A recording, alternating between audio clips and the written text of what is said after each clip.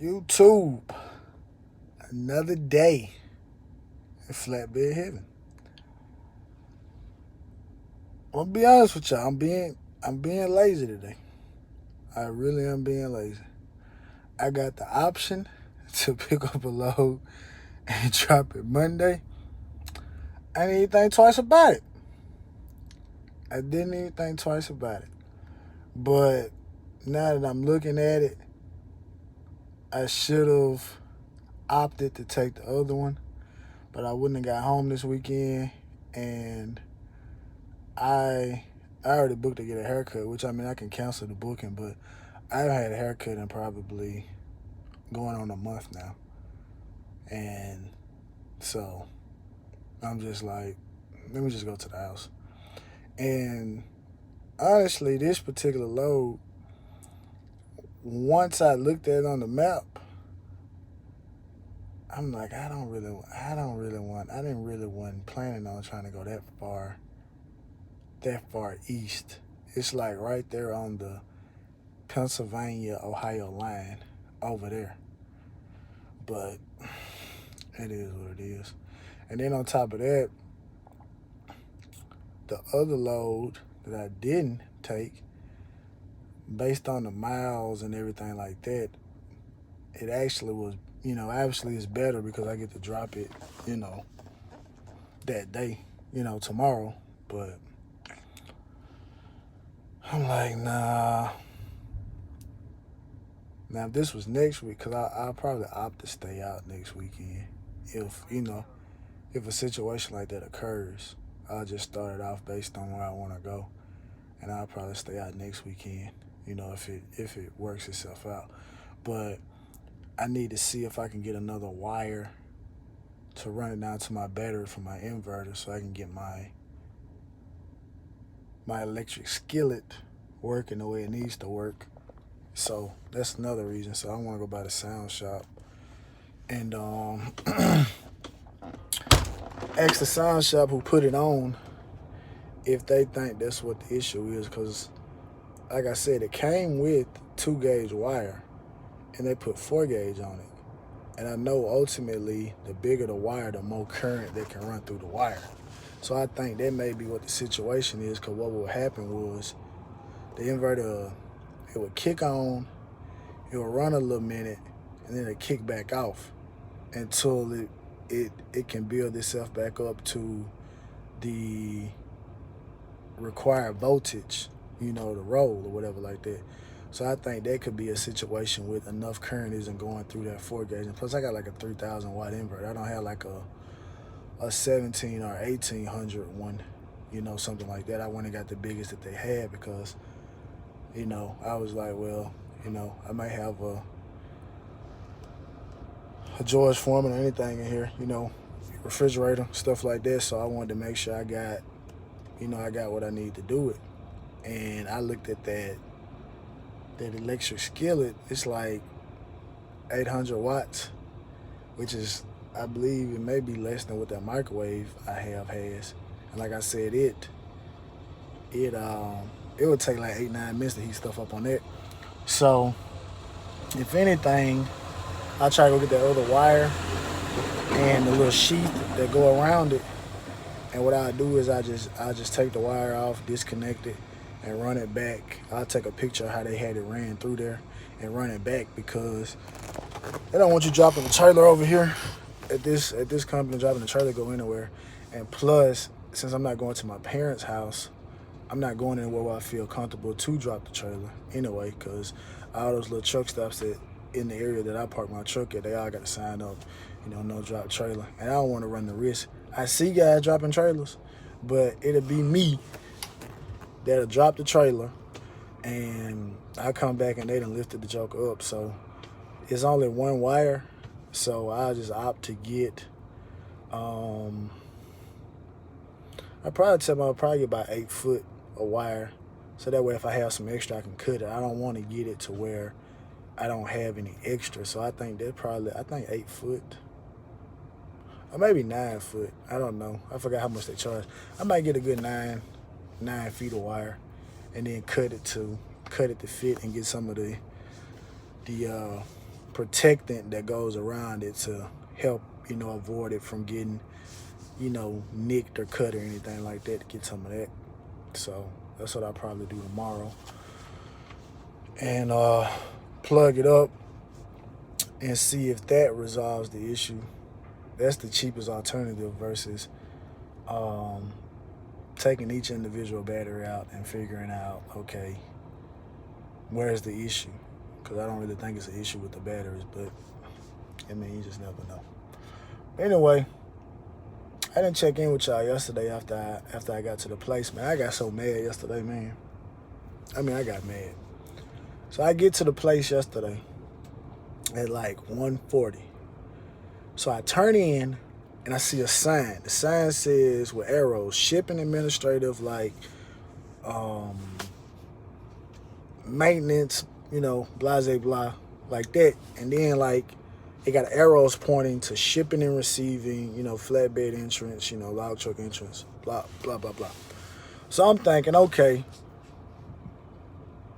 it can't be talking about like right here because it's like a gravel road right here. So I'm thinking, okay, I can follow this road down. I see the shipping and receiving office over here. I see the administrative maintenance office over here. I get down there, man. I see the maintenance and the administrative office to the right. I said, man, I done messed up. So I'm riding like on the outskirts of the building on this road. And I'm saying, well, maybe if I ride all the way down to the end of the road, I can make a turn right and turn off in there. But then I look and I say, nah, because the fence line is running now to where you can't go down and make a right turn and get in there. So I'm like, oh, snap. So luckily for me, I saw they had a big fence that was open. And when I was passing by the fence, I saw like some flatbed trucks empty. I said, oh, okay, well, maybe I am in the right spot. So I turned in there, I see a guy strapping down, and I asked him, I said, hey, where do you check in at? He was like, you check in up there in front of that truck. I said, cool. So next thing I know, he asked me, he said, did you go to the scale? I said, no, man, I ain't got no scale. I didn't see no scale. She's like, yeah, man, the scale when you come in. I'm like, I did not see a scale when I came in. I said, I saw a gravel road and this road. He said, man, I don't know what way you came in. So obviously, I'm thinking like, obviously, you've been here multiple times. This is my first time here. Anytime someone says like, I don't know where you came in at, that means that you've been here, So he said, well, man, just back up and just follow the building all the way back around to the front. And you'll run into the scale. I said, cool. Do all that, get on the scale, and get out the truck, because I'm thinking it's one of them situations you get on the scale, in the scale house, you give them your load number, blah, blah, blah, like that, and that's that. The guy in the scale, he's like, hey, man, I don't have anything to do with the flatbeds or whatever like that. Like, you have to go back to the other little desk back there. All I'm doing is really working with the log trucks. But the flatbeds have to get on the scale to get an empty weight and a weight, when you leave, just in case they have to take a packet off or something. So I'm like, well, I passed by this little office right here. It's tenant. I didn't see anybody in there. Nobody made a concerted effort to open the door to, to signal me or anything like that. So it was already another truck there. And I'm thinking like he backed up because maybe it was one of those situations like, he had the wrong load number. And so he was waiting to get the right load number. So that was my thinking. So I walk back there. So she gets my weight, my truck number, my trailer number. And then she says, just go back there and back up beside him because, they full back there in the back. I said, all right, cool. No problem. So by this time, I'm just sitting in the truck. Because the sign said turn to channel 1, but she was like, turn to channel 5. Cool. So by this time, man, like maybe 45 minutes go by, another truck pulls in, flatbed, pulls over to the side. All right? So then 2 hours later, Another flatbed comes in.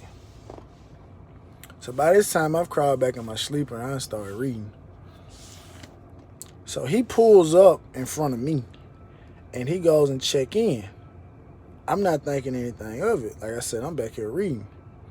So it wasn't until I seen the truck that got there before me, seen him pulling off, that I realized that the truck that had pulled beside me and pulled in front of me, he was already gone. So the truck that was in front of me, that was already there when I got there, he's pulling off. I said, well, I guess I'll be next. So I'm looking at my CB. But as I'm looking at the CB, I'm looking down at the peripheral. I'm seeing like the guy that was in this truck that pulled up, he had pulled, he was standing at the guard shack, right? So he walks back. So I'm looking at him get in the truck. He had that walk about him like, I'm about to go back to the back. So he got in his truck. He turned it on. I could hear him, idling it up to go ahead and build the arrow. I said, this truck about to take off. Sure enough, took off. I said, oh, heck no. I get out the truck. I go back to the guard shack. They like, where did you come from? I'm like, I've been back there in the truck. You seen me earlier. I checked in. So apparently she had gone to lunch or something and somebody was, taking a spot, and I guess she didn't give him the list, so to speak, of who goes in and who don't go in and all that good stuff like that. So he says, oh man, my bad. I've been here for 2 hours, I don't want to hear your bad right now. I'm saying this to myself. Cause by this time I'm simmering. So they said, well, we're gonna tell him to go back and you go in front of him. I'm like, cool. So I'm still standing here because I'm feeling like I'm supposed to get maybe some paperwork or something from you to take back there to the forklift driver or something, because I'm not knowing that the shipping office is back there, Again, never been here. So by the time this truck starts, the truck that pulled off, he's backing up because he hadn't got on the scale to get his weight. So he backs up, and then they say, hey, this guy's in front of you. And he was like, hey, they called me. They called me. The guy says again, oh, man, that's my fault. It was a mix-up.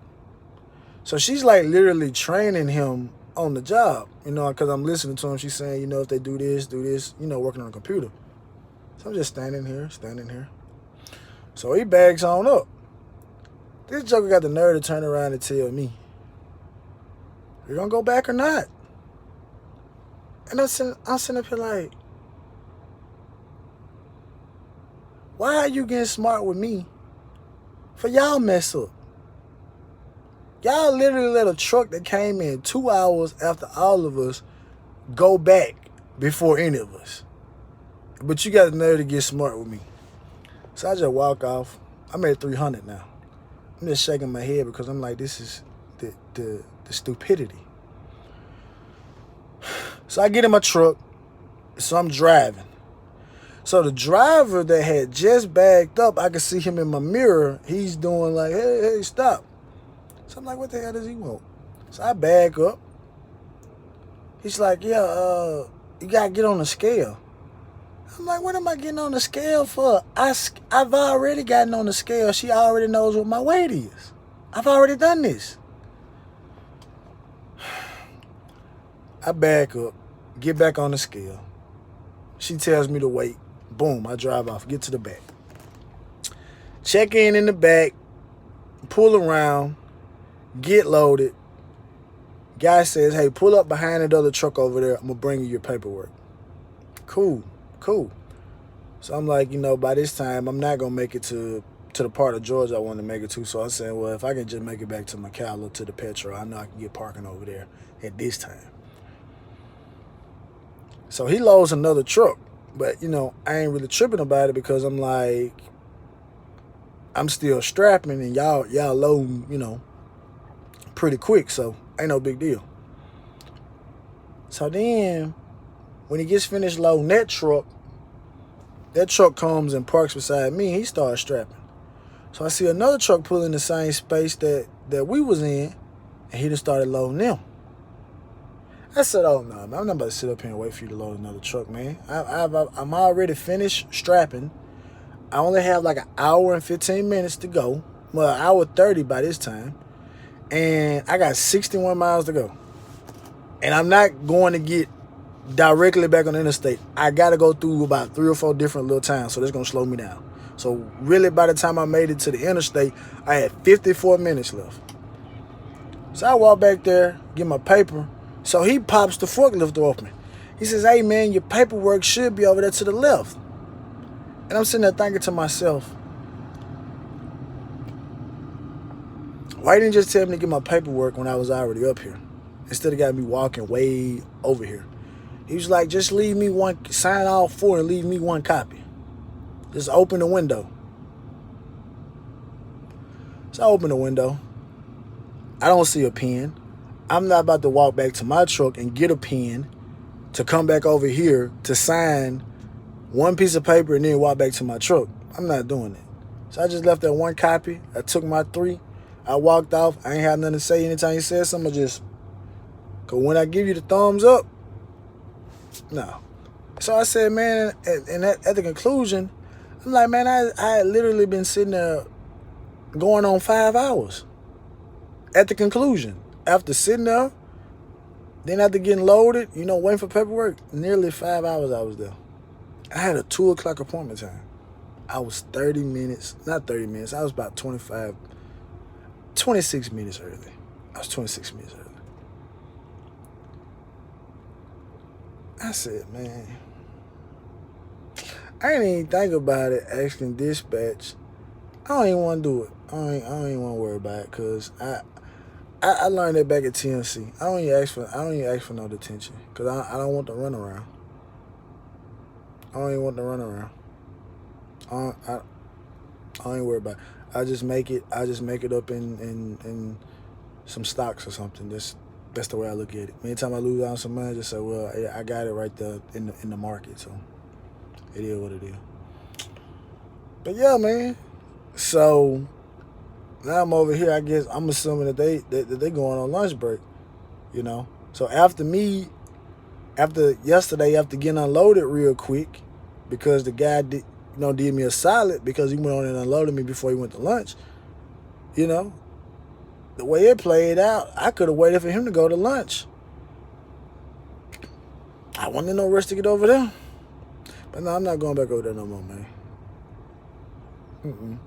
So there's 2 places right now. There's one place in Texas, and there's this place right here. I'm not going back over there. If I'm in those 2 locations and them only 2 options, I just sit for the rest of the day.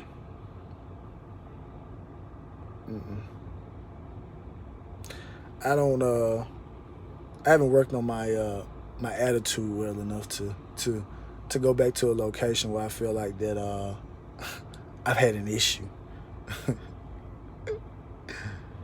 Oh man.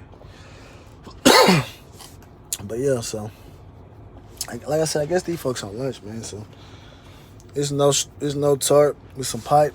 I'm gonna throw my little 8 straps over there. I'm gonna head on to the house. So like I said, I have all day Friday off, all day Saturday, and then I guess I'm gonna leave real. I guess I'll leave. I'm gonna leave real early Sunday. If anything, to make sure that I leave early on Sunday, I might just tell my wife to bring me over to the truck Saturday night just to make sure. Because if I'm in the bed, I mess around, won't leave till like 9, 10 o'clock, and I know I got a ride. So yeah, and then I don't know what the weather gonna be like up there. It may be snowy or something like that, but I'm gonna check it out, because I ain't trying to be on the road too far, too long after dark, because everybody gonna have the same thing on their mind to pull it over. All right. But anyway, man, I'm gonna get back with y'all, man. I'm a little sleepy too, man, so I'm glad when they come back so I can tell to take me a nap, but I got stuff to do. Anyway, man, y'all be easy.